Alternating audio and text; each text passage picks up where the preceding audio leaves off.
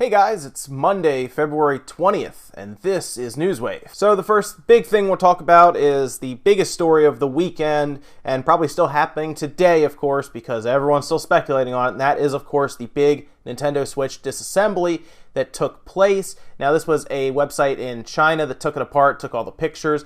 It's a site that seems to tear these things down and then sell the parts off, and it's more than likely been determined that this is probably a defective unit that they have received and they're going to, of course, take it apart and then resell all the working parts. And of course, during the teardown, we now have pictures of the actual chip and the die, and everyone is now scrambling to try to figure out what it is, and it's seeming more and more like it is actually a new revision of the Tegra X1, more than likely, that shares similar traits to what it would have been if it was Pascal. Of course, it's not Pascal, more than likely, but there is a lot of stuff we still don't know, and we need x-rays and actual scans of the chip to determine how close it is to the regular X1 or how close it is to possibly a Pascal chip. Like I said, there's still a lot we don't know, and it's going to come down to what those scans show us. I also found out that the Switch itself internally is built very well. They're definitely using good quality parts. This tablet part itself, the main unit, is very well built, so there's not a lot of risk there involved when buying it. It also has a very large heatsink, and the battery appears to be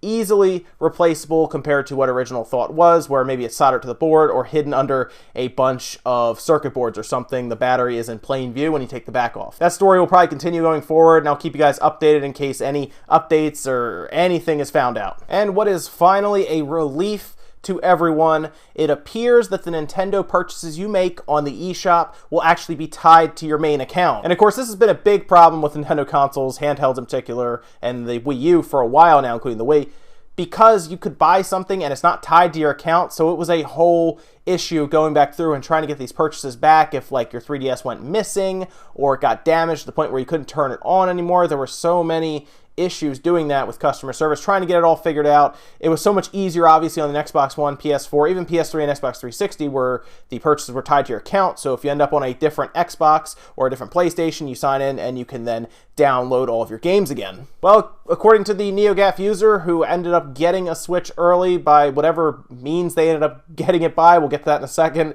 they actually found a statement in the system that read, "Your Nintendo account contains your Nintendo eShop purchase history and current balance. By relinking your Nintendo account after initializing the console, it will be possible to re-download any software or DLC purchased using that account."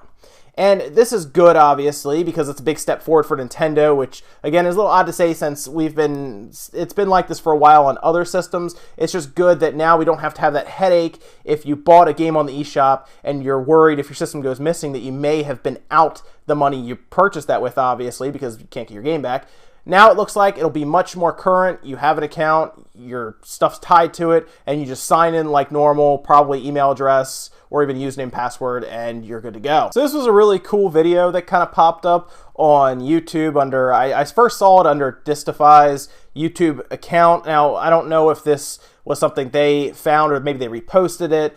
Either way, it looks to be from the event. There was probably a live stream that NIS America, NIS, however you want to pronounce it, America actually showed off their Disgaea game on the Switch, and they go and they pop the Joy-Cons back in, and you hear a familiar sound. 本体にガシャスイッチはいしますと So yes, now, of course, everyone's just going to be doing that from now on. That's probably like a 100-hour game on its own. People just popping the Joy-Cons in and out. It's interesting to note, though, when I was playing the Switch at the Nintendo event, that was not the case. Even that screen jump where it kind of tells you on the side, it kind of brightens a little bit, gives you an indication of it being attached. That wasn't the case at the event I went to. This maybe is added to the final build of the OS before it goes out. If that's the case, that's awesome. Or maybe that's only in-game it does it. I'm not sure. But either way, that is an awesome touch.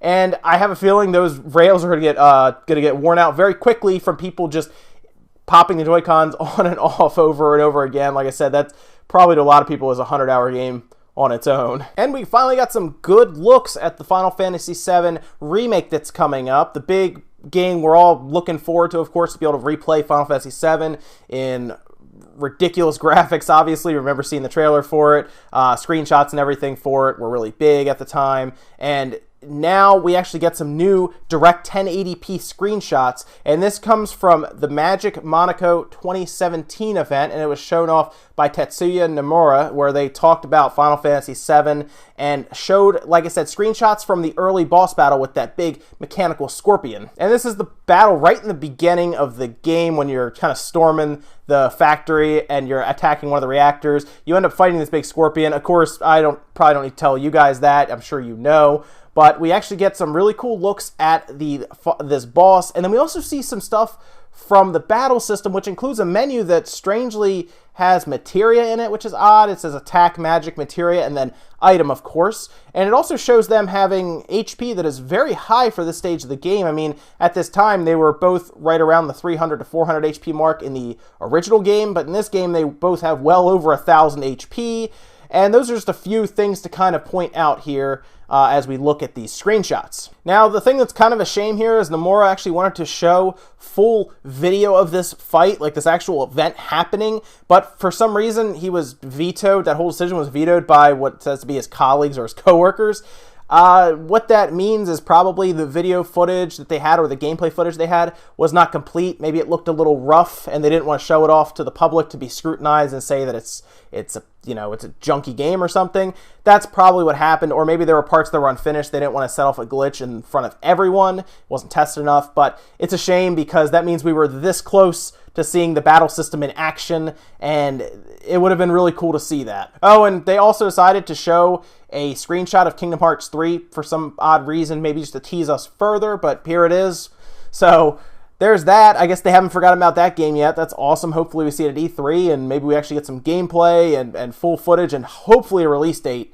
But I'm not holding my breath for that one. So we talked about how that Switch was sold or shipped early to the user, Hip Hop the Robot, and of course they went on to show us all kinds of stuff about the Switch. That's great. Turns out, though, those systems were stolen, and by systems I mean apparently more than just that one made its way out of a factory. More than likely, it was removed from like a distribution center because Nintendo, well, at least a representative from Nintendo, made a statement about this event. This is from a Nintendo representative, as reported by IGN and several other news sites. So here we go. Earlier this week, individuals claimed to prematurely purchase a small number of Switch systems from an unspecified retailer. Nintendo has determined these units were stolen in an isolated incident by employees of a U.S. distributor, with one system being illegally resold. Sounds familiar, right?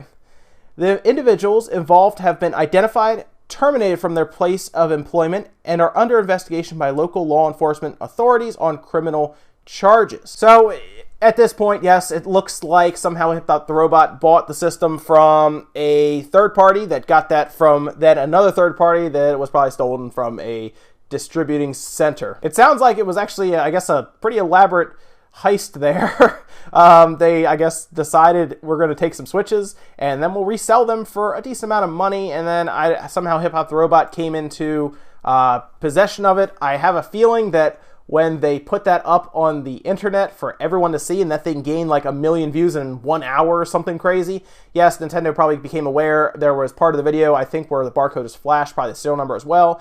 And at that point, it was just connecting the dots for Nintendo to figure out where they came from. But yes, it sounds like everything, I guess, is back to normal for the March 3rd launch. It sounds like all of these Switches have been retrieved and people who, I guess, stole them have been dealt with. So at this point, it's just on to release day. And we had a press event from NIS America over the weekend, and they announced a ton of games for all different systems. Some of the biggest ones, though, that we saw were Ys 8, Danganronpa V3, and Concept Revolt for the 3DS, which was interesting. We also got word that Disgaea 5 Complete, which will contain all of the DLC from the PS4 version, will release on the Switch May 23rd of 2017. I talked about this before. If you have not tried Disgaea, it's on Steam. It runs on pretty much any computer at this point. It's an awesome strategy RPG, and if you have not played it, I recommend you try it out. But yes, Danganronpa V3 Killing Harmony will release September 26th, and that's going to be on the PS4 and the Vita. Concept Revolt will make its way to the 3DS sometime sometime over the summer. They didn't really give us an exact date. They just said summer 2017, so I'd keep an eye out for that if you were interested in that one. And then the big one, of course, Ys 8 will be coming out sometime in the fall on the PS4, the Vita, and Windows. Interesting to see that NIS America has not forgotten about Vita, unlike Sony, who seems to have just completely forgotten about their own system in this case. And thanks to NeoGAF, once again, we get to see exactly what's inside one of those cases when you buy a Nintendo Switch game. These photos were posted on Twitter and then taken down. I assume they were for some reason in trouble. But it did show up on NeoGAF, and then a lot of people did manage to grab the screenshots and different pictures of these. This shows us Bomberman R in its complete glory in the case and everything taken out, and then even flipped over so we can see what the back of the cartridge actually looks like. It's interesting to note that the game does not appear to come with a manual, and when flipped over, it's a very proprietary or very interesting looking game card on the back with all of the pins very exposed.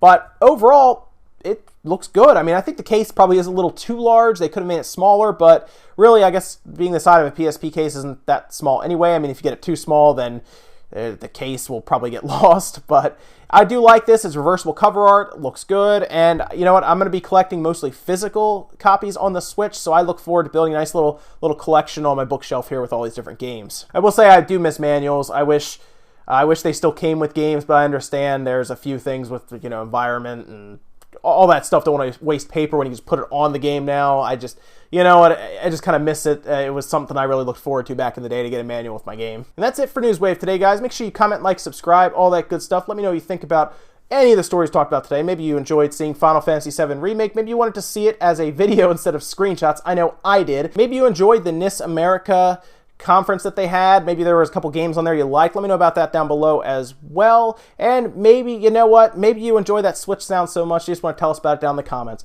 Let me know, guys. I will see you next time.